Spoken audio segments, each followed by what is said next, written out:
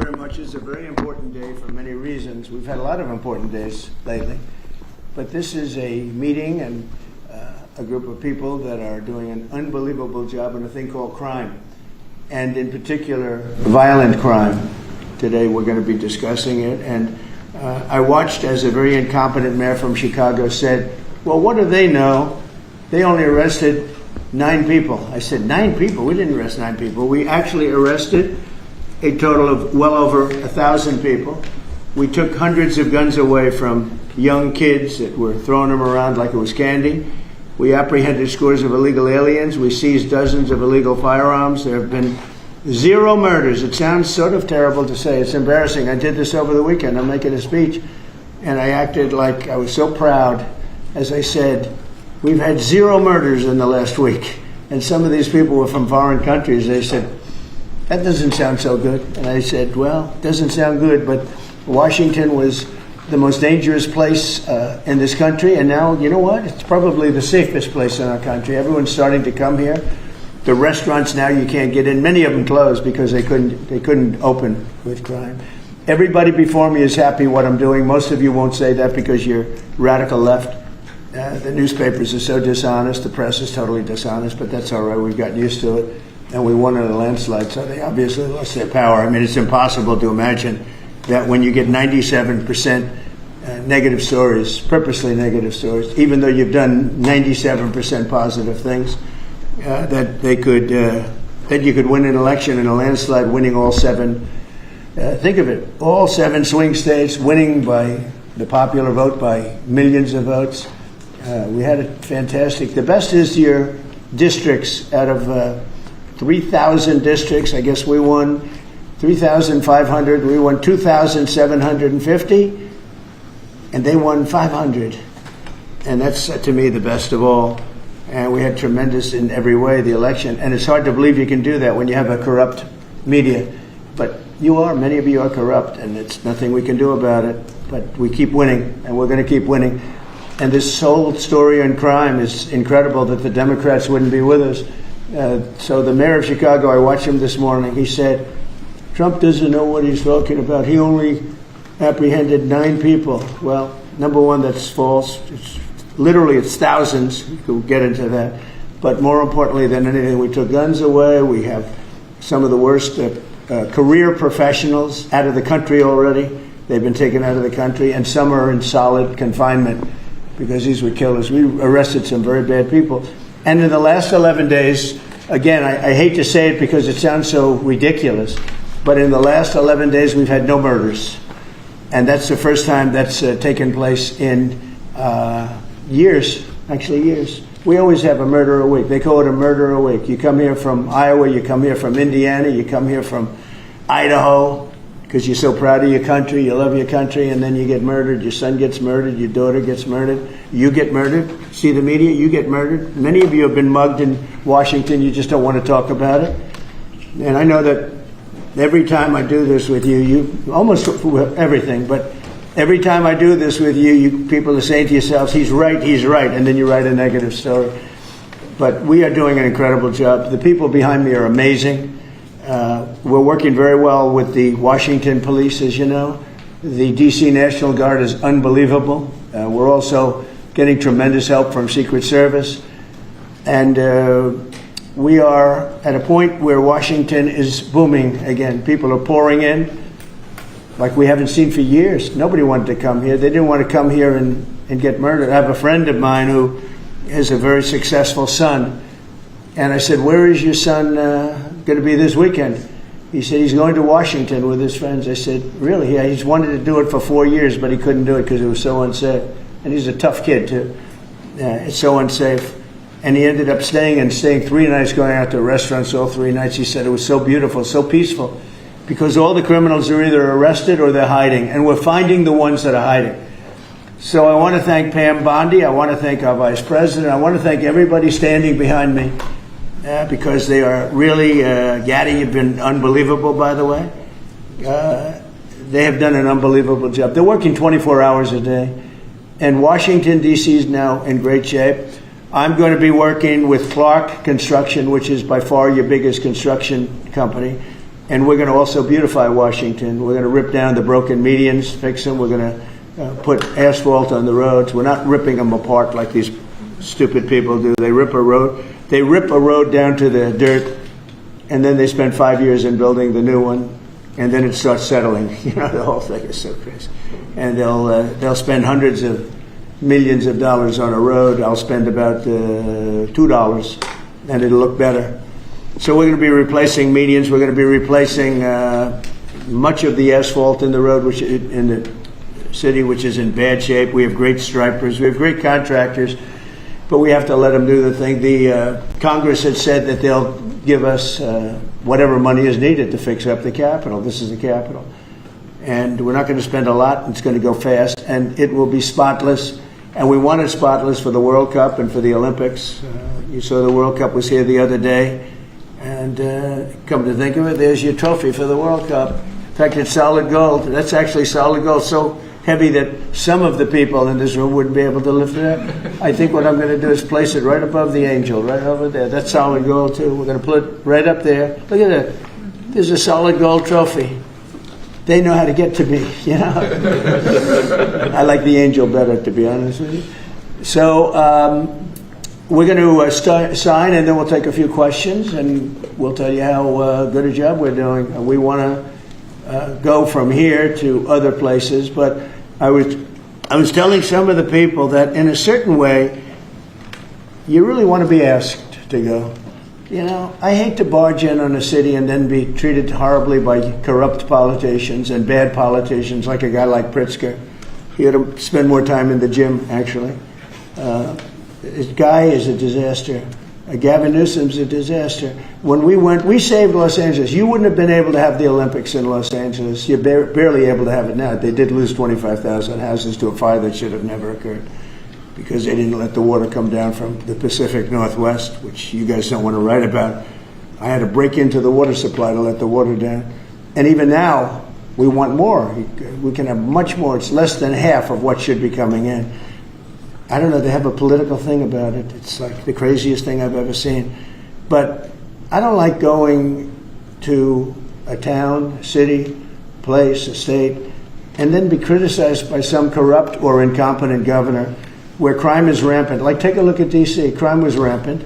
It was at the all-time worst. It got really bad during the Biden 4 years. And then I have a mayor stand up and say how crime has reached a 30-year low. 30-year low. People are being killed left and right, and it's not a 30-year low. Think of it. So for 11 days, there have been no murders. The record goes back years where that's happened. They haven't seen that happen in years. And then people stand up, and instead of thanking us, which they should do, and she's not that bad. She's better than most. But, you have people. I watched in Illinois. Chicago, Illinois is a disaster. I have property there. It's a disaster what's going on in Chicago. And you get Pritzker, he's violating our rights.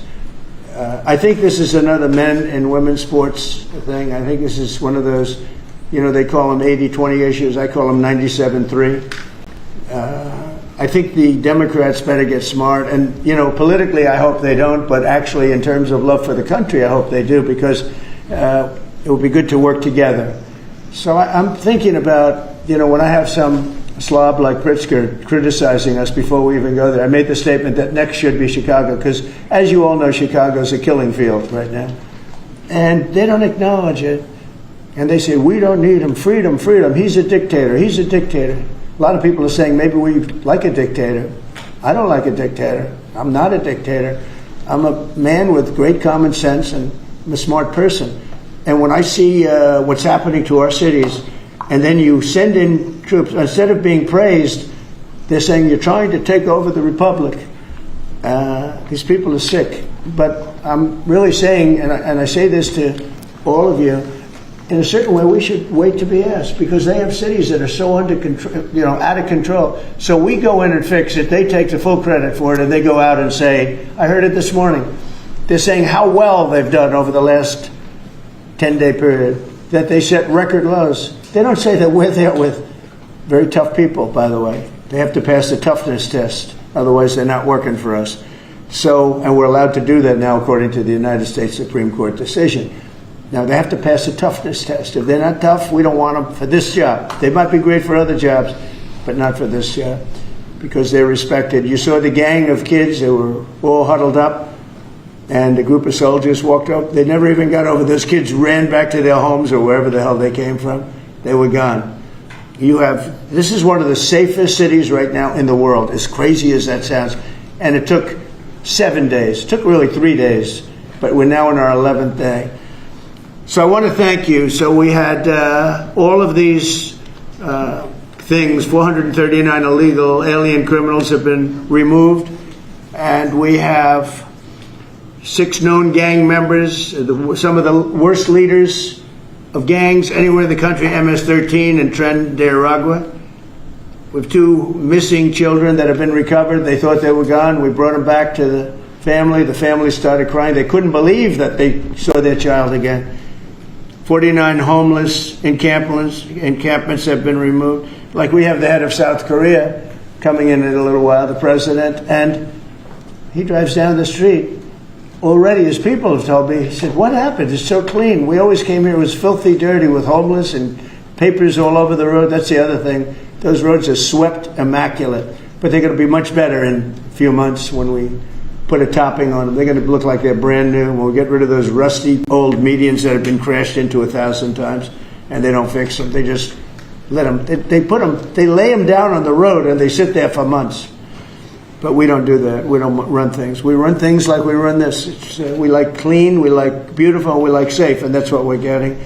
So I'll start signing the executive orders. To me, this is a very, very big deal. One of the executive orders has to do with cashless bail. That was when the big crime in this country started. And I can tell you who did it, when, but I don't want to do that because others followed pretty quickly.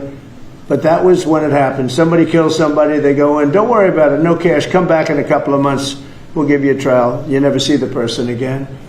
And, I mean, they kill people and they get out.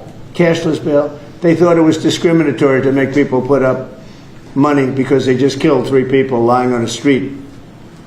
Any street, all over the country, cashless bail. We're ending it, but we're starting by ending it in D.C., and that we have the right to do through federalization.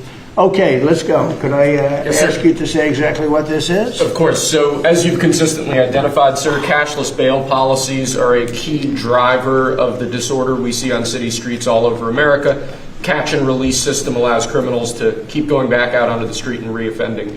What this executive order does, it charges your attorney general with identifying jurisdictions all over the country that have cashless bail policies, and then it withholds or revokes federal funds and grants that are flowing to those jurisdictions to ensure that we're only supporting the people who have reasonable common sense policies around crime. So what area does it cover? Potentially anywhere that has a cashless bail policy. So some of the largest cities, some of the most left-wing states in America Almost have adopted. all of them, right? Illinois would be a great example of that, sir. Oh, they have a great cashless bail. You don't even have to go to court sometimes. No, Illinois, I love that state. It's a great state, but it's run so badly by Pritzker. They threw him out of the family business and he becomes governor.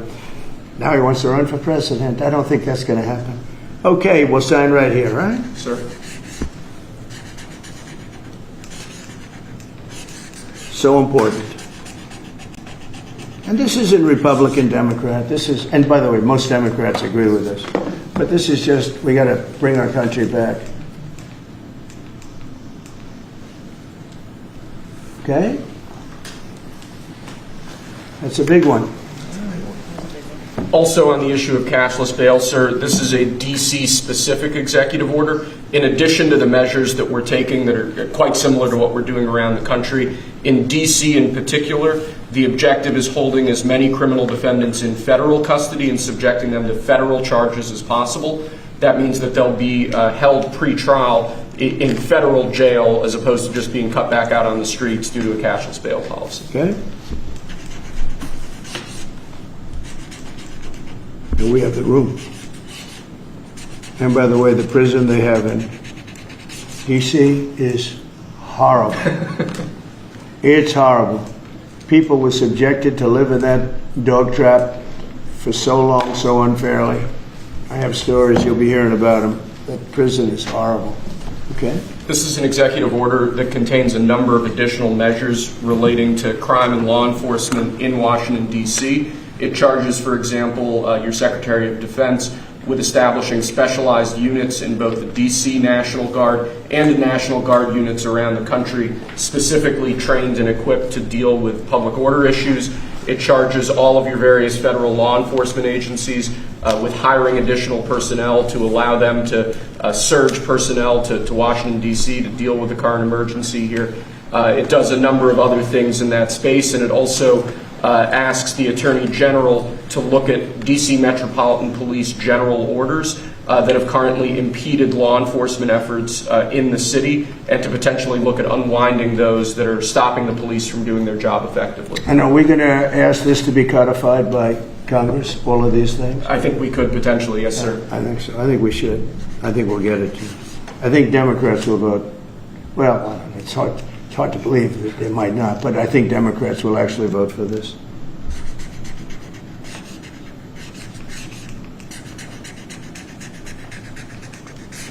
There's no auto pen that can do that, right? Look at that, Pam. Is that a good signature? Seriously, is that a good signature? Who can write like that? Nobody. I don't know. That's the other thing. I assume we're looking at the whole auto pen scam. Sir. Because the person that ran it said he spoke to it briefly twice about nothing. That means that all those pardons that he gave to some very bad people, very unpatriotic people, very evil people, it looks to me like those pardons are worthless. Because, number one, you shouldn't use an auto pen, very specifically. But if you do, it has to be a very good reason. And they have to know that the president wanted it. The president didn't want this. The president didn't know he was alive, okay? He never approved any of this stuff. He wasn't for open borders and all the other things. He was never for open borders. I've known Biden a long time. He was never very sharp, but he was never in favor of open borders and all of the other things he did to destroy our country. Let's go. Lastly, sir, this is an executive order on flag burning. It charges your Attorney General. Would you listen to this? This is very important. Flag burning. All over the country, they're burning flags. All over the world, they burn the American flag. And as you know, through a very sad court, I guess it was a 5-4 decision, they called it freedom of speech. But there's another reason which is perhaps much more important. It's called death. Because what happens when you burn a flag is the area goes crazy. If you have hundreds of people, they go crazy. You can do other things. You can burn this piece of paper. But when you burn the American flag, it incites riots at levels that we've never seen before. People go crazy. In a way, both ways. There are some that are going crazy for doing it. There are others that are angry about them doing it. Do you want to discuss that? Sure. So what the executive order does, sir, it charges your Department of Justice with investigating instances of flag burning, and then where there's evidence of criminal activity, where prosecution wouldn't fall afoul of the First Amendment, and instructs the Department of Justice to prosecute those who are engaged in these instances of flag burning. And what the penalty is going to be, if you burn a flag, you get 1 year in jail. No early exits, no nothing. You get 1 year in jail. If you burn a flag, and what it does is incite to riot. I hope they use that language, by the way. Did they? Incitement. Incite to riot. And you burn a flag, you get 1 year in jail. You don't get 10 years, you don't get 1 month. You get 1 year in jail, and it goes on your record. And you will see flag burning stopping immediately, just like when I signed the Statute and Monument Act. 10 years in jail if you hurt any of our beautiful monuments. Everybody left town. They were gone. Never had a problem after that. It's pretty amazing. We stopped it. But this is something that's, I don't know, in a certain way it's equally as important. Some people would say it's more important. Because the people in this country don't want to see our American flag burned and spit on. And by people that are, in many cases, paid agitators. They're paid by the radical left to do it. You talk to these people, they don't even know, half of them don't even know what they're doing. They say, I don't know, they gave me money to do this. I see the same things that you do. They're bad people. They're trying to destroy our nation. That's not working, because I think our nation now is the most respected nation anywhere in the world, by far. You saw that with the European leaders on Friday. You saw that with NATO, where they agreed to go from 2% no pay to 5% fully paid up, trillions of dollars paid, where they respect your president to a level that they jokingly call me the president of Europe. They call me the president of Europe, which is an honor. I like Europe, and I like those people. They're good people. They're great leaders. And we've never had a case where 7 plus really 28, essentially 38 countries were represented here the other day. 38 European countries were represented. European and other countries were represented. And it was a great meeting. But your country is respected again. I say it all the time. 1 year ago, our country was dead. Everybody said it. We had a dead country. We were not going to survive. Now we have the hottest country anywhere in the world. So it's an honor to be involved. And this group has a lot to do with it, right behind me.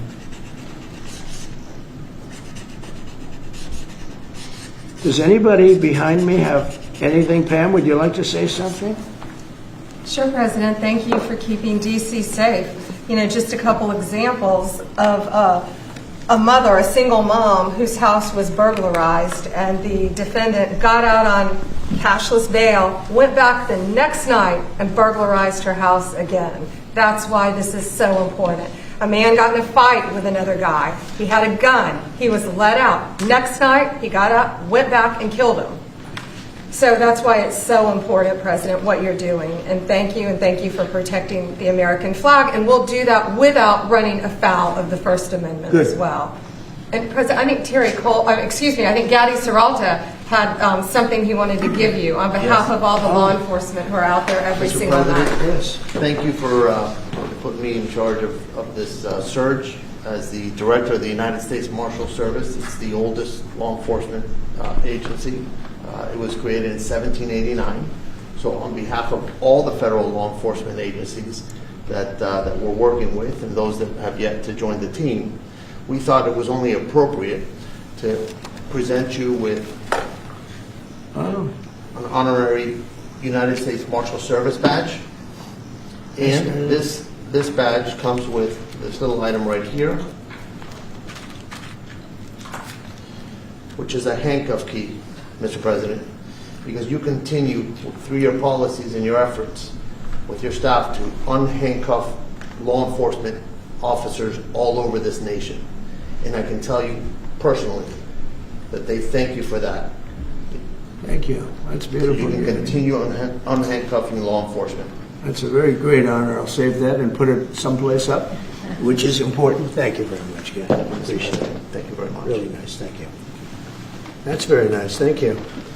Well, we love those people. They're brave and they love our country and they don't want to see it. Do you know how many people volunteered for this job? And before I ask the VP to say a few words, because he feels very strongly about it, I think it's very important, Pam, that when we do this, that a state required, they come and ask us. I mean, I see Pritzker saying, we don't want them. In the meantime, his city is being shot to hell. And they do that politically. And they probably do want it. If we didn't go to Los Angeles, you would literally have had to call off the Olympics. It was so bad. And the sheriff and the law enforcement people, but the sheriff said, and he came out very strongly, he said, if we didn't have these people, we were not able to control it. Now, 4 days later, after we had it totally under control, we did that quickly. He changed his tune a little bit. Well, I think we could have done it, you know. They were dead. If we didn't send in the troops, Los Angeles was dead, the Olympics was gone, the World Cup was gone, everything was gone. We did a great job. And Newsom, you got he's an incompetent governor. But I think people should want us to be there, because otherwise all they'll do is complain as we do our job. So we'll have to think about that, okay? We go in, like in Washington, we go in and the people that are here that have been doing, I don't want to say terrible because she happens, she's a nice woman, I guess. I don't care about if she's nice, I really don't care. I want her to do, I'd rather have her be horrible but do the job. But we come into Washington and we have the 11 best days they've had here in 2 centuries. I mean, they've never seen anything like it. Let's go 2 decades. In over 20 years, they haven't seen anything like what happened. And now they're out there saying, we don't have crime in Washington. Well, that's true. For 11 days, you don't have crime. But before that, everybody was getting hit and mugged, and you people could not walk to your office without security. That's how unsafe it was. So I think we should really let them have their city, let their city go to hell, and when they come and beg us to help. The only problem is we want to save it for the people, because the people want us there. The people here, 95% of the people here want us. The real people, not the people you find on, I don't know where you find these people. You have one person has a broken nose. Where'd you get it? Well, I was mugged. Good. Do you want to see Trump here with? No, I don't want. The woman has a broken nose. She got mugged. But she's saying she doesn't want any protection. It's all made up fake news. It's just fake news. I don't know where you find these people. Anyway, would you say a couple of words, please? And then I'm going to ask JD to say something. You have done an unbelievable job in a short period of time. Thank you, Mr. President. Highly recommended by you-know-who, right? Yes, sir. Do you want to say his name? Mr. Youngkin, Governor Youngkin. Yes, sir. We stole you from He Governor called me. Youngkin. Right. He called me. Glenn Youngkin called, and he said, I have somebody who's really fantastic. And based on that recommendation, here you are. You've done a fantastic job. I appreciate it. Thank you, Mr. President. Thank you. Go ahead. The men and women of the Metropolitan Police Department are back. They enjoy doing their job again. They feel the ability to go out and be law enforcement officers. They feel that they're connected to their communities again. They are making a difference. Thanks to you, Mr. President, and our federal task force, you are making D.C. safe once again. Thank you, sir. It's going to get better and better. Well, it can't get much better. There's no crime. I read where crime's down 89%. I said, really? Who are the 11%? Okay? There's no crime. JD, please. Yes, sir. Well, thanks, Mr. President. Thanks to the incredible team here. You know, I want to echo something the President said, where you say there haven't been murders in a couple of weeks in D.C., and it doesn't sound good, but then you talk to local law enforcement, and I didn't realize that this town averaged one murder every other day for the last 20, 30 years, which means that in 2 short weeks, the President and the team have saved 6 or 7 lives, people who would have been killed on the streets of D.C., who are now living, breathing, spending time with their families, because the President had the willpower to say, no more. We're not going to give the streets of D.C. over to vagrants and robbers and murderers. And the last point I want to make, sir, to your point about we want people to welcome us, to ask us, because look at Governor Pritzker in Illinois, or Governor Newsom in Los Angeles, or Governor Moore in Maryland. They are angrier about the fact that the President of the United States is offering to help them get their crime under control than they are about the fact that murderers are running roughshod over their cities and have been for decades. Why are Democrat governors angrier about federal law enforcement helping clean up their streets than they are about the fact that those streets need to be cleaned up to begin with? It shows a real sickness in the head. And I agree with the President of the United States. I think most Democrats, rank and file, nobody likes crime. Republicans don't like crime. Democrats don't like crime. Independents don't like crime. Why are Democratic governors doing everything in their power to make crime easier to do in their cities? It doesn't make an ounce of sense to me. But, Mr. President, I appreciate you being willing to help. And I hope these governors take you up on the offer, because we should clean up all of America's streets. It's the right of every American to live in safety and comfort in their community. And we've got the people to do it. They're signing up like they've never signed up before. Our military, as you know, during the campaign, nobody was signing up. We were way short of their goal, we were understaffed. Nobody wanted to be in the military. Nobody wanted to be a policeman. Nobody wanted to be a fireman. They didn't want anything to do with the country. We had an grossly incompetent president who frankly should not have been there. He should have never been there. The damage he did to this country is incalculable. I mean, just what he has done. So much of our effort are getting murderers and jailbirds and people out of this country who are drug dealers at the highest level. So much of the energy of people that he let in, it was an unforced error. But I don't think they think it's an error. But I don't believe he believed it. It was the radical lunatics that surrounded this guy at this desk, who are brilliant people, but with the wrong philosophy. There were some brilliant people, but they're evil people, and they're going to be brought down. They have to be brought down because they really hurt our country. But we're getting it back very quickly. And I'll tell you something, our country's Now it's stronger. I think we're more respected than we've been respected in 100 years. It's a whole different ballgame. JD, could I ask you, Yes, sir. You gave a stat on murders here. What were the numbers? You said in a short period of time how many people were murdered? Local law enforcement told me, sir, that in the past 20 or 30 years, D.C. has averaged a murder every other day. That's, 200 murders a year, 150, 250, but about every other day a person has been killed on the streets of Washington, D.C. We've been doing this for 2 weeks. 0 people killed. That's real lives saved that the media and, frankly, the entire Democratic Party should be saying, thank you for saving lives instead of attacking the President of the United States for doing so. When a person, unfortunately, will probably happen at some point when a person's murdered in D.C., it's going to be the biggest story maybe in history. Right? Yes, sir. Somebody was murdered in D.C. Trump is failing. No, we're not failing. We have a safe city. This is maybe the safest city in America right now. That's how good it is. And it would be nice to be appreciated. These people eventually, they're going to have to be appreciated for what they're doing. And they're going to have to be appreciated by the officials that are really happy when we go in because they've lost control of their place. Steve Miller, please say a few words. Thank you, sir. So just to, first of all, follow up on what the Vice President said. No police officer working in the city can remember a time in their lives when there has been no murders. You can work at the police department for 20 years, 30 years, your whole life. We've checked the records. No one can even find a record of being murder-free for as long as we've been murder-free under President Trump's leadership. Additionally, and the President spoke about this before, we've uncovered, in the process of uncovering, a massive scandal in Washington, D.C. with the doctoring of crime stats. And the Department of Justice, under the Attorney General, is leading the effort to uncover this. But when we ultimately share the results, it will stun you.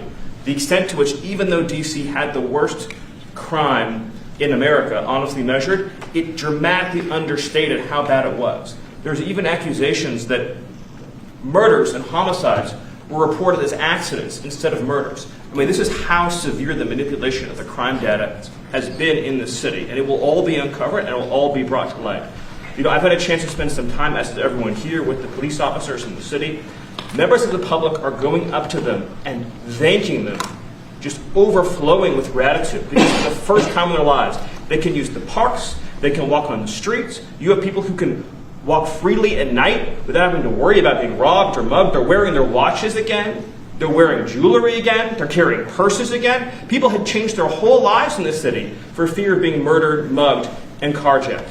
It is a literal statement that President Trump has freed 700,000 people in this city who were living under the rule of criminals and thugs. And the last thing I'll say is that under the efforts of Terry, to my left and many here, what they found also is that the street criminals here in Washington, D.C.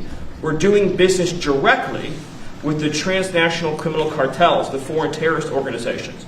So not only was the city being run by these criminal thugs, but they were working with some of the most dangerous terrorist organizations on the planet to traffic weapons and drugs into this city. And what we are uncovering every day is shocking to us, and we look forward to sharing all the results with you. But President Trump, your leadership has uncovered some of the great public safety scandals of our life, and now because of you, people are safe and free for the first time ever in this city. Thank you very much, Steve. In Los Angeles, Beverly Hills is, a great place. I have a house there. I had a house there. I used to spend a lot of time there. And a great place. Do you know that I have friends, they leave their trunk open for their car because they know they're going to be vandalized. They don't want the trunk ripped off in order for them to steal what's in the back. They leave the doors open so when they go in to steal the radio or whatever they take, that they don't rip off the door. They leave the doors totally open so the criminals, when they go and open the door, they'll have to break the windows and kill the car in order to steal whatever it is in the car that they're looking for. And that's at a level that nobody's ever seen before. Nobody lives like that. I have another friend, he has a garage, and in order to save his garage door, he leaves it open so that people can just walk into his garage, take whatever they want, and leave. But all the cars so many cars, I've been told this by many people, stars, big people, they leave their doors open so the doors aren't destroyed by these criminals. All over Los Angeles this is taking place. And you know that. I mean, you've heard that. Christy, could you say a few words? Sure. Well, Mr. President, I think one of the most impactful statistics that you used today was of the 1,000 arrests that have happened already so far, 439 of them were illegal criminals, which means they never should have been in this country to begin with.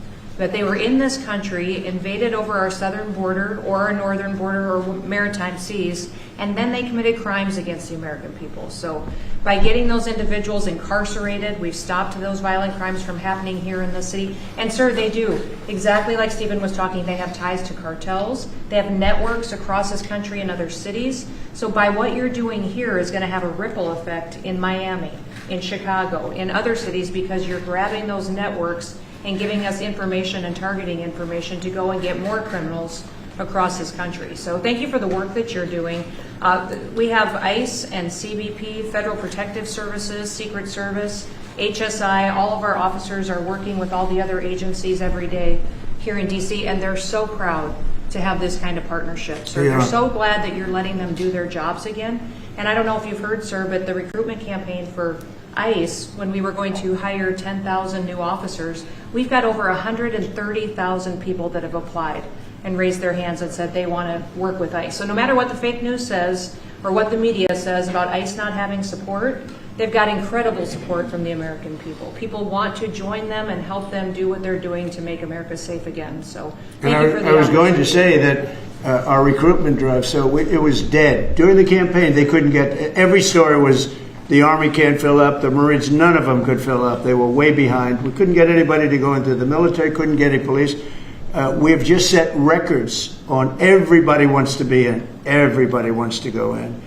And we're taking incredible people. I mean, the level of, because of the Supreme Court, it's based on merit. It's all based on merit now. It's not based on anything else. You got to, if you need strong people, you have to get strong people. It's all based on merit. But we're setting records in the Army, Navy, Air Force, Marines, the Coast Guard. One of my favorites, because I happen to have created it, Space Force. We're very proud of Space Force. It's amazing what it's doing. We're leading in space now. China was killing us. Russia was beating us. China was killing us. We're now killing China. We are leading in space by a lot because of Space Force. So we're very proud. But everybody wants to go in. We went from not, and you know how bad that is for the spirit when every story that you were writing a year ago was that nobody wants to go into the military anymore. And if you're in the military, you know how deflating that is? You go home to your family. Nobody wants a job that you have. Well, now it's the opposite. Everybody wants to be there. And that includes police and fire and everything else. You're doing a good job. Thank you, sir. You're stopping a lot of wars. just the presidents we're stopping them. We've stopped 7 wars. And really, the number is actually 10. We're not including a couple, and we're not including in there what we did with Iran, stopping their nuclear play. They would have had within a month or two, they would have had a nice big nuclear weapon to use. That's not going to happen. That won't happen. Pete, go ahead, please. Yes, sir. Well, Mr. President, thank you very much for your leadership, and the Defense Department is proud to be a part of this task force. Just like we have been down at the southwest border, where crossings are at 0, we've got national defense areas where we're working with Border Patrol to secure the southern border for the American people. Just like Los Angeles, where ICE officers deserve to do their job without being attacked, we're really proud to be a part of defending the nation's capital and ensuring it is safe and beautiful and working with law enforcement. And Mr. President, let me tell you, the morale of the troops getting out there talking to them, they love this mission. They're grateful to be doing it, whether they're D.C. National Guard or other state National Guards. And at your direction as well, sir, it's just common sense to make sure they're armed as well. And so we're rolling out ensuring they're armed, capable of defending themselves and others if need be, supporting law enforcement, and we're proud to be there, sir. Well, look at the mission you just accomplished with Iran. 36 hours back and forth, flawless. Every bomb hit its target. They went right down those chutes, dark at night, no moon, no nothing. Every target, every bomb went right down. They have a chute that goes right down deep into the mountain. And they shouldn't have put ventilation in, I can tell you, because we use that for our advantage. But what they did, and we had the pilots and even the people that took care of the planes, we had a whole group of people at the White House a couple of weeks ago. And, I didn't realize this, but they said, we've been looking at their predecessors, and then these were the pilots. They said, we gave them beautiful medals. And I'll show you the medal. Gave them a medal just like this. See? Just like that. They were so happy. Gave a lot of them out for that. It was an incredible job. You know, we had 52 tankers. People don't realize, so that they could refuel. We had many fighter jets, F-22s, F-35s. We had many. It was an amazing operation. It was flawless.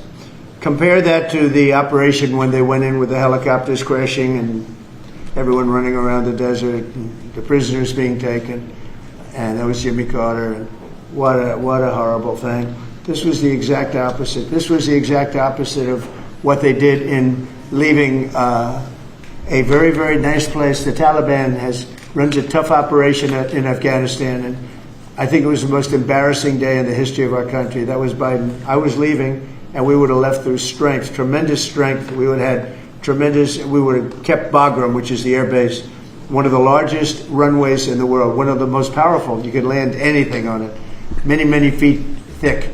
You don't build them that way anymore. You can't. But we left it, and now China's occupying that air base. This was the most incompetent administration in history, the Biden administration. And you're just lucky that they lost, because if they won, you wouldn't have a country anymore. And so, Pete, you started up by saying the Department of Defense. And somehow it didn't sound good to me. You know, it didn't sound good. Defense, what are we defense? Why are we defense? So it used to be called the Department of War. And it had a stronger sound. And as you know, we won World War I, we won World War II, we won everything. Now we have a Department of Defense with defenders. I don't know. If you people want to, standing behind me, if you take a little vote, if you want to change it back to what it was when we used to win wars all the time, that's okay with me. All right? That's coming You soon, sir. You let me know if you want to do it. I think Department of War. It just sounded bad. He said, sir, on behalf of the Department of Defense. Defense. I don't want to be defense only. We want defense, but we want offense too, if that's okay. So you'll make a decision. But, you know, as Department of War, we won everything. We won everything. And I think we're going to have to go back to that. In the meantime, I've stopped all of these wars. I've stopped them. A big one would have been India and Pakistan. But we stopped them all. We stopped 3 wars. Go to Africa. They like to say, oh, you know, let me tell you, I love black people. And I did great with the vote with the black people. But they say, he's a racist, he's a racist. I said, really? For 35 years, a war raged between Rwanda and the Republic of the Congo. And it was a vicious war. 9 million people were killed with machetes, largely. Hatchets, machetes. That went on for more than 30 years, but 34, 35 years. And I stopped it. In fact, the presidents are coming in a week or two to sign. We have the foreign ministers. It's all signed. The war stopped. But I got it stopped and saved a lot of lives. The Congo. That's deep into deepest, darkest Africa. I got that war stopped. Nobody else could have done that. We did a lot of jobs. We did a lot of wars were stopped that nobody thought would even be possible. And I'll tell you what, the war with India and Pakistan, that was the next level. That was going to be a nuclear war. They already shot down 7 jets. That was raging. And I said, you guys want to do trade? We're not doing any trade. We're not doing anything with you if you keep fighting. You get 24 hours to settle it. They said, well, there's no more war going. And I used that on numerous occasions. Trade. I used I used whatever you had to use. But we got 7 of them stopped. And the one I thought would be easiest, frankly, was going to be Russia and Ukraine. But that turns out to be some big personality conflicts. It's one of those things. But we're going to get that stopped eventually. We're going to get that stopped too. 7,000 soldiers died last week. Think of that. 7,000. I usually say 5,000, but 7,221 soldiers died last week in the fighting between Ukraine and Russia. And they're not our soldiers, but they're souls. They're living souls, and they leave their homes, and they wave to their parents, and their parents are so proud as they leave in a beautiful uniform, and a week later they get their head blown off by a drone. New form of military. It's a whole new form of fighting. So I would just like to thank the people that are behind me. Thank you very much. You've done a fantastic job. I appreciate it very much. We're doing a real job, and I'm so proud of DC. I passed it 2 days ago, and all the garbage is off the streets. It's terrible. I came in a month and a half ago. I'm driving down and I see garbage all over the place. The streets were a pigsty. Like I won't use the city's names, but you know what I'm talking about. There are plenty of them outside of this country and inside of this country. Baltimore is a horrible, horrible deathbed. It's a deathbed. I know Governor Moore said, "Oh, he wants to take a walk with me." He meant it in a derogatory tone. I said, "No, I'm the president of the United States. Clean up your crime and I'll walk with you." But it's tremendous crime. But he was trying to be derogatory. He doesn't have what it takes. But he's trying to be derogatory. And I met him at the Army-Navy game. They said, "Oh, there's Governor Moore. He'd love to see you." He came over to me. He hugged me, shook my hand. "You were there." He said, "Sir, you're the greatest president of my lifetime."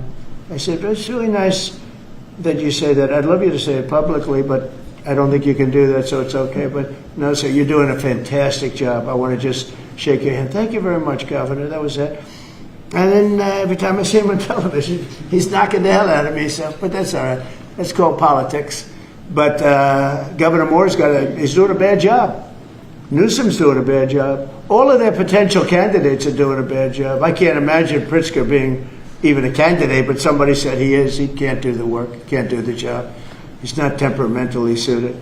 So I just want to thank you all for being here. Do you have some questions? Yes, sir. Is the Pentagon, and maybe the Secretary of Defense can weigh in too, is the Pentagon preparing for military deployment to Chicago? And with what you said there, are you waiting for the government? We're ready to go anywhere. We have a full complement of great human beings. We're full. You know, our military is full. We were way empty 1 year ago. Now we're full. So we can go anywhere on less than 24 hours notice. Are you waiting for the government? And we're doing a lot to interdict, to stop drugs from coming in too. We have ships out on sea. You know, we have nobody coming through our border anymore. Nobody. Doesn't that feel good to know that you don't have prisoners coming in and, you know, killers, murderers? We had 11,888 murderers come in, let in by the Biden administration. Many of them have been captured, but we still have a couple of thousand that are out there. Some of them, 50% of them killed more than one person, okay? But a lot of them have been captured.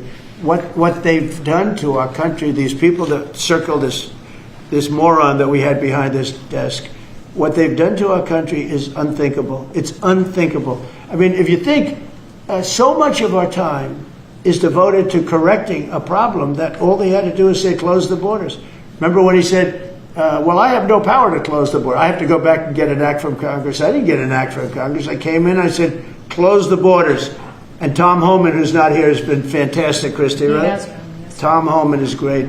He's a fantastic man and respected by everybody. But I said, Tom, close the borders. Christy, close the borders. The borders were closed. We didn't go to Congress and get permission. We just closed the borders.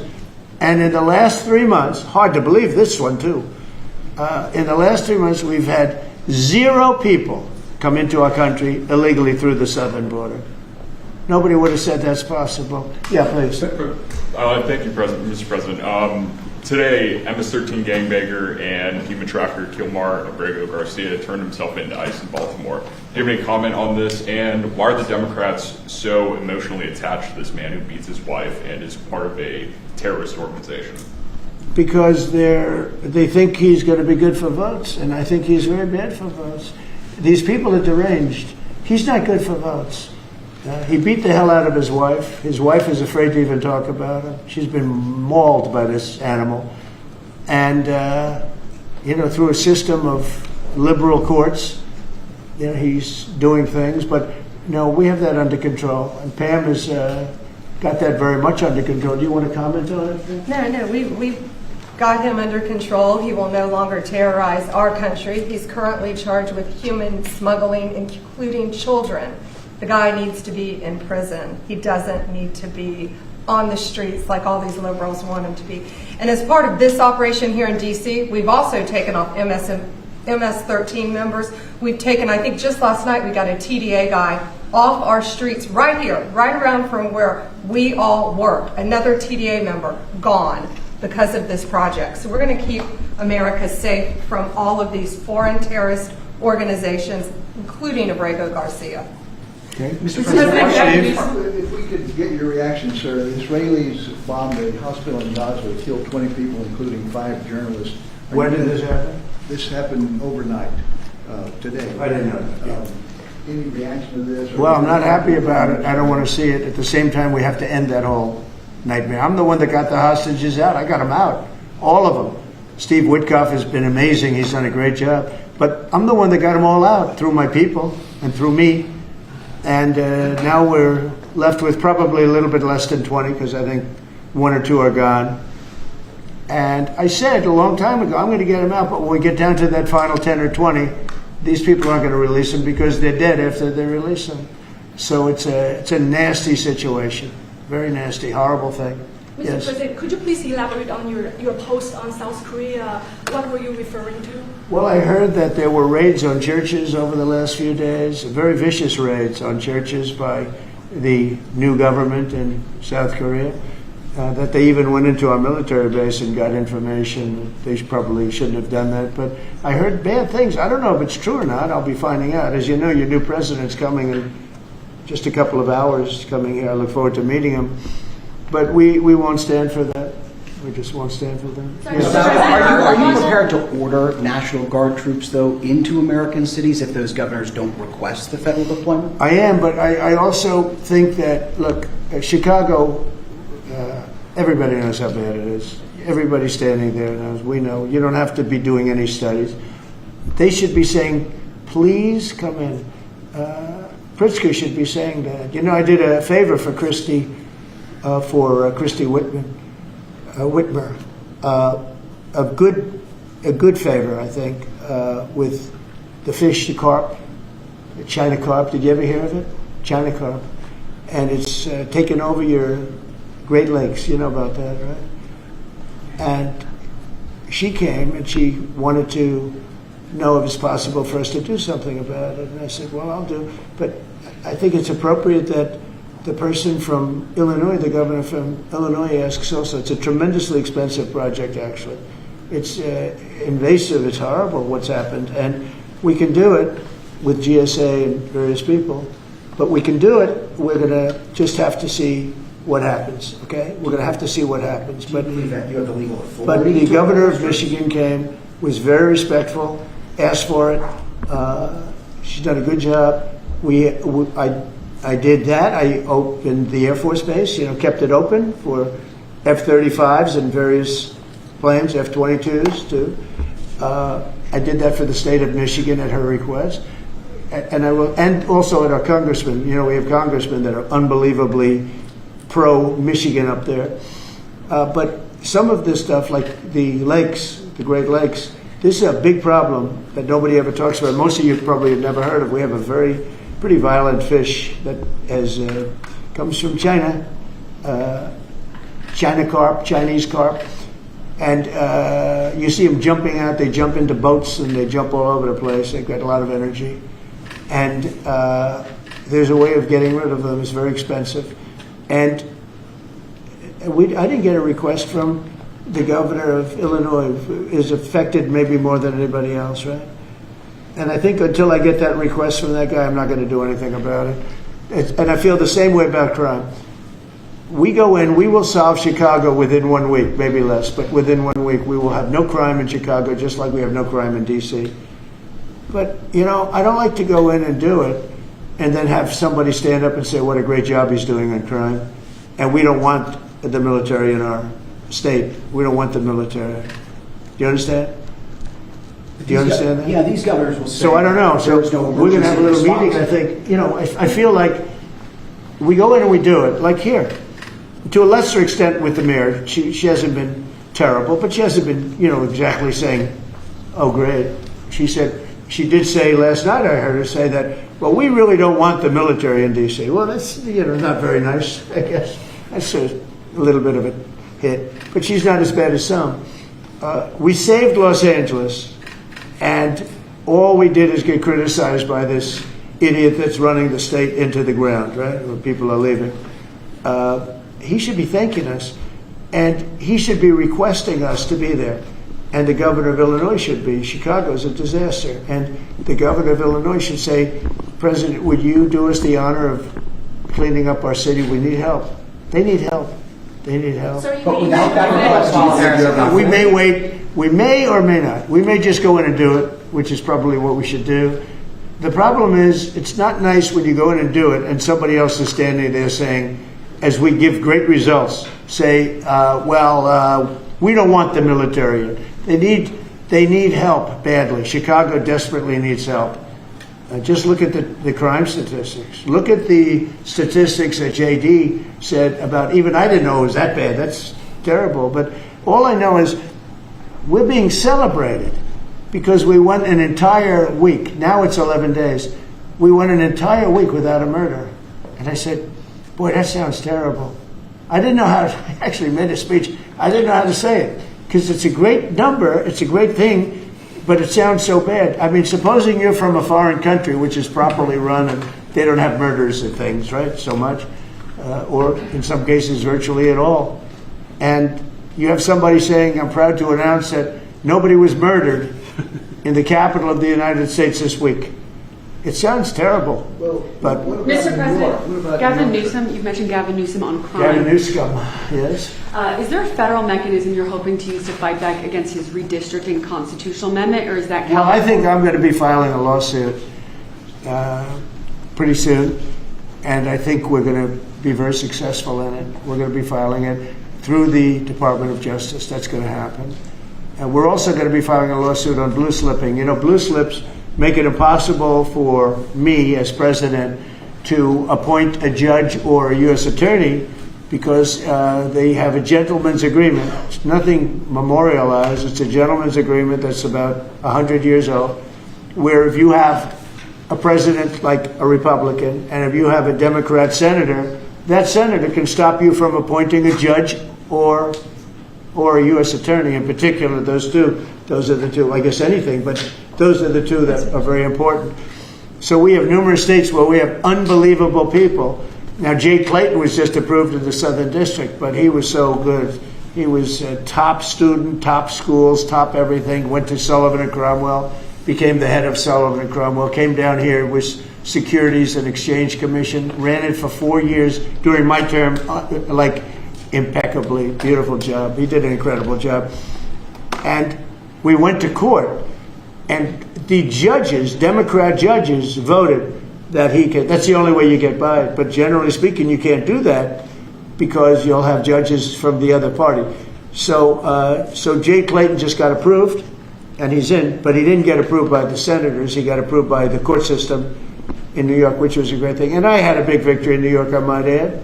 I saved myself $500 million with a fake, corrupt attorney general, a really corrupt person with a corrupt judge who was disgraceful, and they're being mauled right now by everybody.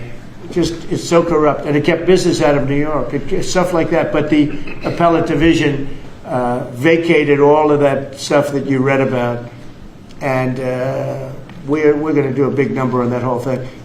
You can't have a corrupt court system. You can't have that. You have to have borders, and you have to have a free press. Otherwise, you don't have a country.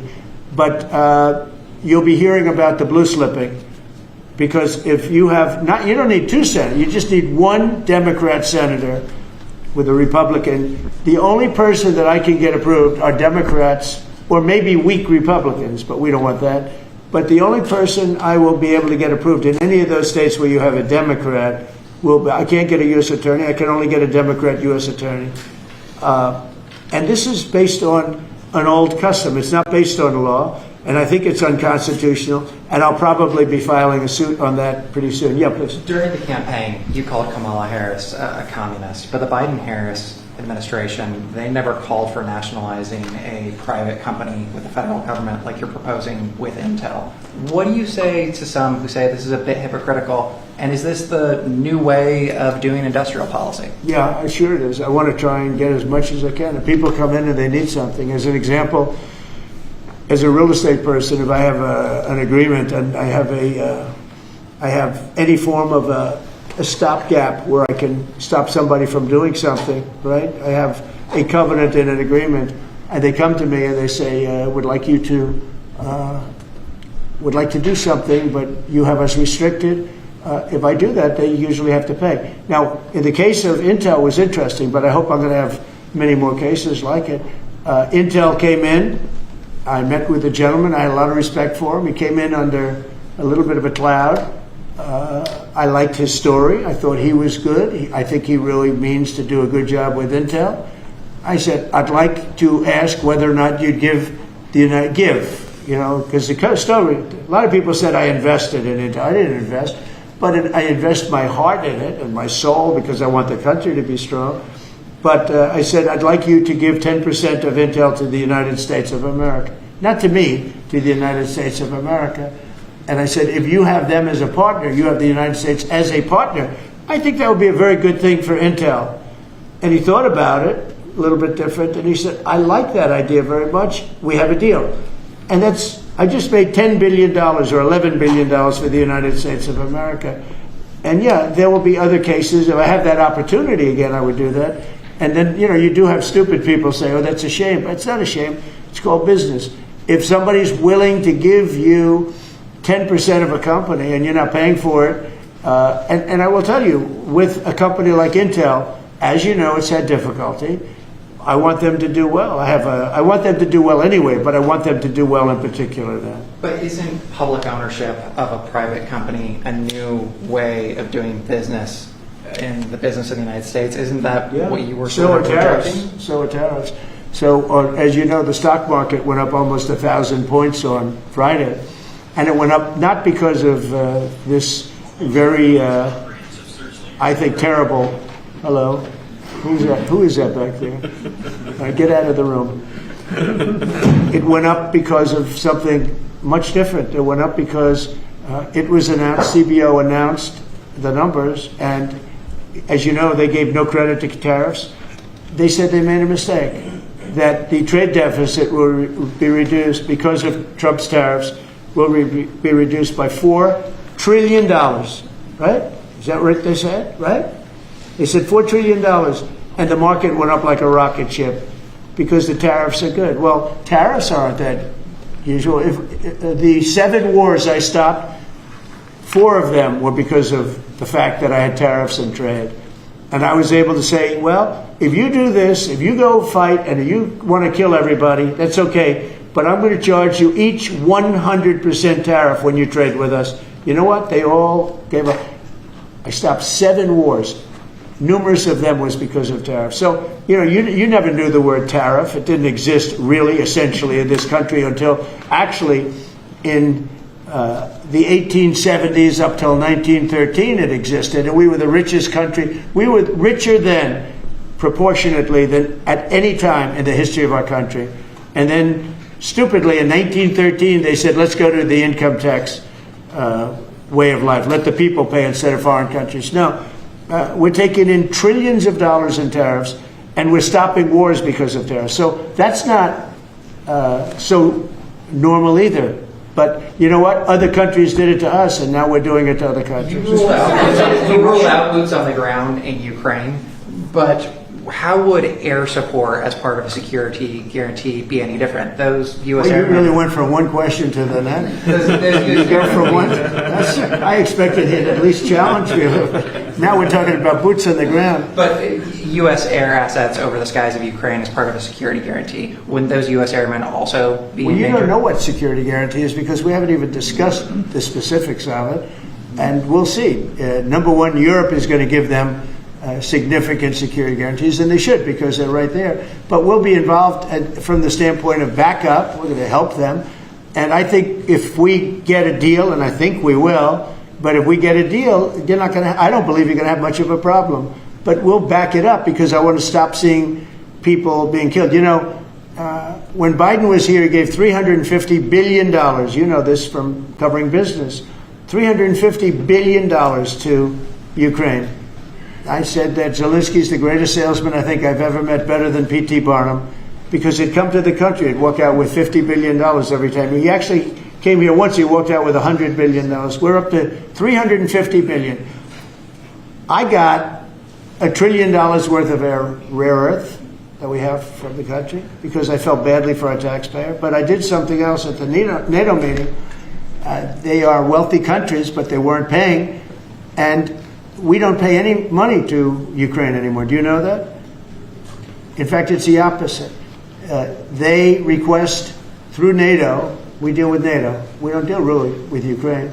NATO requests missiles. They want Patriots. They want missiles. We give the missiles to NATO. NATO pays us in full and does what they want. I mean, I think they give them mostly to, they can do other things with them too, because we're dealing with NATO. We pay no money to Ukraine. We gave $350 billion to Ukraine. You know, if we didn't give that kind of money, and I was the one that gave the javelins, if you remember. I gave the javelins. They were very effective. They say Obama gave sheets and Trump gave javelins. They were very effective with those tanks right at the beginning. But you would have never had a war if I were president. You would have never had a war. Just to finish, we spend no money on Ukraine anymore. We were getting fleeced by a president that didn't know what he was doing. To be honest, I don't blame Ukraine. I mean, if they come and ask for $100 billion, then they get it. But we were in for $350 billion. Now, we make money. I don't want to make money on Ukraine. I want the war to end because I want to save all those lives. I want to just say, but just so you understand, we're no longer losing money on that thing. We were losing money hand over fist. And now we don't lose any money. Now we sell weapons to NATO. Because NATO agreed, because of me, to go to 5%. They had 2% and didn't pay. Now they have 5% and they're all paid up. So they have trillions of dollars and they give us that money. But I really want the war to end, and we're going to get it ended. Mr. President, this is a historic summit here with Ukrainian President Zelensky and European leaders all met here with you at the White House. You said you wanted to get this done bilateral as soon as possible. Have you spoken to Putin since last Monday? Since yeah, I have. What is your conversation? Or can you share? Every conversation I have with him is a good conversation, and then unfortunately a bomb is loaded up into Kiev or someplace, and then I get very angry about it. I think we're going to get the war done. It's tough. I thought that would be, of the 7 that I settled, I thought that would be the easiest of the group. See, you never know what's going to happen. You know, war, strange things happen in war. The fact that he went to Alaska, our country, I think was a big statement that he wants to get it done. That was not easy for him to go to Alaska, you know, for him to come here. But the fact that he showed up on a very successful day, it was a very successful day for other things. Because, you know, we're also talking about missiles, nuclear. We're talking about a lot of different things. We're talking about limiting nuclear weapons. We'll get China into that. We have the most. Russia has the second most, and China has third, but China is way behind, but they'll catch us in 5 years. We would like to denuclearize. It's too much power, and we talked about that also. That's part of it, but we have to get the war over with. On Baltimore, sir. Thank you. On Baltimore, you said that you are going to have to reconsider bridge funding. Is that contingent on Westmore cleaning up the streets? No, we were very generous to him on a bridge. You know, a boat ran into a bridge and the bridge came down like I've never seen anything. The boat was just, it just shows you the mass of that boat, the power of that boat. You know, people were up on that bridge, painters. They were painting the bridge and they were watching it happen. And they thought they were very safe. They all died. They were painting the bridge, can you imagine? And they watched the boat. The engines were off, and they watched the boat, and the power of that boat, the mass of that boat, went right through that steel just like it was nothing. It's amazing. It's called mass. Mass is a big deal. But the mass of that boat, those people all died. But they thought they were totally safe. Two of them were eating their lunch. They were, you know, whatever. They were watching it. They could have gotten off. Somebody did a very good job. A police officer called in and said, close the bridge, and he did it with power. Get everybody off the bridge, close that. That guy should get a medal because he stopped the bridge. A lot of people would have died. A lot more people would have died. The ones that died were the workers on the bridge. And they thought there was no danger because, you know, it's a big steel bridge. And it came down like toothpicks. It was incredible to watch that. It was just, and they died. They all died. But that police officer, again, the police do a great job. The police officer did an amazing job. And I heard the tapes. he would say, get everybody off it. Most people wouldn't have said that. You know, when you see a thing like that, you assume it's going to, you know, tap the bridge and it's going to be rebuffed. The thing just came down. I've never seen anything like it. So he did a good job. In fact, I think we should get him in for a medal. The man that gave the warning, I listened to him. Everybody get off screaming. Everybody off. He had the sense to realize that this could be a catastrophe as opposed to a ship that because the engines weren't working. It was just floating. It's an amazing thing that a thing floating like that with no power just knocked it right down like it was nothing. So Let's do that. Let's give him a medal. I've been thinking about that. Mr. President, do you plan to investigate Chris Christie? Saying what? Do you plan to investigate Chris Christie? Look, Chris is a slob. Everybody knows it. I know Chris better than anybody in the room. I always felt he was guilty. But what he did is he took the George Washington Bridge, which is very serious. He closed down the George Washington Bridge. And you had medical people, you had ambulances caught up. This thing was closed down. And obviously he knew about it. But he blamed the young lady that worked for him and another person, and they got into a lot of trouble. She ultimately was, I don't know, exonerated, but she got out of it a little bit. But she went through hell. She was a young mother, nice person. I knew her a little bit. And another man went to jail. And Chris got off. And so when I listen to Chris speak his hate, I say, oh, what about the George Washington Bridge? You know, tell me about the George Washington Bridge.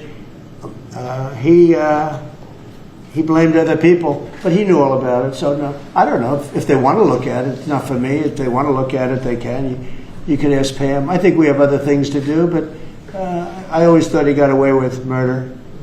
Mr. President, do you plan to make an endorsement in the Texas Senate race between Ken Paxton and John Cornyn? Well, I'll make up my mind. I like them both. The worst situation I have is when I have two people that I get along with well. I hate it. And they all want the endorsement. You know, I'm almost 100% of the people I endorse win. It's a great honor. And I got, as you know, I got the largest vote in the history of Texas by far. Nobody's ever gotten more votes in the last election. I think in all the elections, the 3 elections. But they like me in Texas. So people are waiting for me. But I'd rather not comment on it right now. I like both guys. They're both friends of mine. And they're both good and very different. There's some talk among congressional Republicans about another reconciliation bill. Where do you fall on that, and what would you like to prioritize? Well, I don't want to do cutting. I want to save all the different things. I'm going to cut things that are unnecessary, but the one thing I said, and I gave my word, we're not going to hurt anybody on Medicaid, Medicare, or Social Security. And in fact, we're doing great on Social Security. We found 300,000 illegals on Social Security. We got them out. And, you know, things like that make Social Security very, very strong. So, no, I am very big into certain things, and one of those 3, you could say 3 of those things are Medicare, Medicaid, Social Security. We're going to protect it. And so we'll see how everything works out. If we're talking about rescissions on other things, I'm always open to cost cutting. If we can cost cut, I like it, but nothing's going to happen to medical. We have something coming up, favored nations, where I'm going to be reducing drug prices by 1,500%, where a pill that sells in Germany for $10 costs $150 here because of the bad price. And I was all set to do it, and then we had the COVID come up, and I had to focus on that because we had the greatest economy in history my first term. I will tell you that we are going to be doing numbers on the cost of drugs in this country that I'm not talking about a 20% decrease, which would be great. I'm talking about 1,000% decrease. We're talking about where a product would sell for $80 in Germany and $1,300 here. And we're not going to do that. We were subsidizing the entire world, and we're not doing it anymore. I informed the drug companies. I informed the world. And if the world wants to, if countries in the world don't want to go along, then I'm going to put tariffs on those countries, and we'll make more money. But they have to go along with it. So this is moving along rapidly. Dr. Oz is in charge, Bobby's group, and they're doing very well. And we're getting great cooperation from the drug, because the drug companies know it's unfair. You know, for years they'd say, well, we had to do research, and we had to do. I said, I don't care. You had to do research for these other countries also.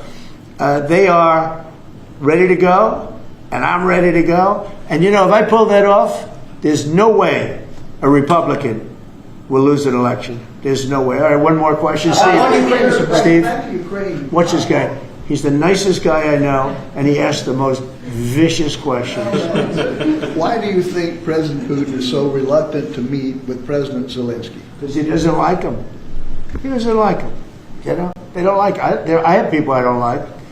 I don't like to meet with them. Sometimes I do like to meet with people I don't like. So how do you get them together? They don't like each other, really. And if we had a real president instead of a guy that got in there with a fraudulent election, if we had a real president, that war would have never happened. Putin actually said, if Trump were president, it wouldn't have happened. It happened for a lot of reasons. It happened because of Afghanistan. When he saw how incompetent Milley was and all these guys were, I think he said, wow, this might be, because it was the apple of his eye. It would have never happened if I were president. Mr. President, you have built relationship with Russian leaders and also North Korean leaders. As they are getting closer, how would that affect your diplomatic approach? Well, I have very good relationships with Kim Jong-un, North Korea. I mean, a lot of people would say, oh, that's terrible. No, it's good. In fact, someday I'll see him. I look forward to seeing him. He was very good with me. We had 2 meetings. We had 2 summits. We got along great. I know him better than you do. I know him better than anybody, almost, other than his sister. His sister knows him pretty well. No, I know him well, and I got along with him. You know, I'm not supposed to say I really like him a lot, because if I do that, I get killed in the fake news media. But I got along with him very well, and we had no problem. If at the time Hillary Clinton won the election, you would have had a nuclear war. You would have had a nuclear war. We're not going to have a nuclear war. Once that happens, it's over. We're not going to have a nuclear war. No, but Kim Jong-un will meet at some point. I look forward to it, actually. But do you notice that since I came into office, you haven't had a problem with him? It hasn't been, you know, he tests lots of rockets. He does have great capability, I will say that. But I think a lot of good things are happening for our country, a lot of really good things. And the thing we're here today to talk about is crime, and specifically in D.C. I am so proud of what these people, every one of them, what they've done in D.C., because to literally stop crime on a button. I'd walk down that street right now. If I were, friends of mine are going out to dinner now. They haven't gone out to dinner in 4 years. They were petrified. Half the restaurants closed because nobody could go because they're afraid to go outside. Now those restaurants are open, and new restaurants are opening up. It's like a boom town. It's a great thing to see, and I'm very proud of the people behind me. Thank you very much, everybody. Thank you, President.